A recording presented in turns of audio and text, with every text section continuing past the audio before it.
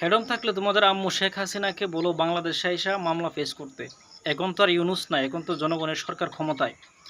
তোমাদের আম্মু যখন ক্ষমতায় ছিল তারেক রহমানকে বারবার বলতো পলাতক খুনি আসামি, এত হেডম থাকলে বাংলাদেশে আইসা মায়ের চিকিৎসা করায় না কেন, বাংলাদেশে আইসা রাজনীতি করে না কেন।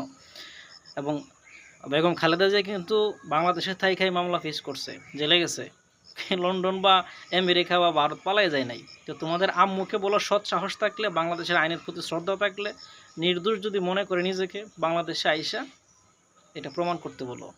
যেমনটা অন্যদের ক্ষেত্রে হুঙ্কার দিয়ে তোমরা বলতা, বিভিন্ন মানুষকে বাইরে যখন ছিল তোমাদের বিরুদ্ধে কথা বললেই বলতা পারলে দেশে আয়। তোমাদের নেতাদের বলো এখন দেশে আসতে। দেখি হেডম, এক সময় তোমরা রাজুতে হুঙ্কার দিতা মোল্লাতন্ত্রের কবর দেব, এই দেশে মোল্লাতন্ত্র রাখবো না। এখন কোথায় এই নেতারা, কোথায় এখন ছাত্রলীগের এই গুন্ডারা, কোথায় এখন?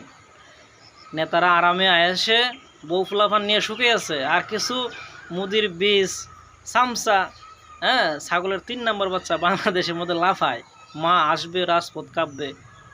ইডিয়েট কোথাকার।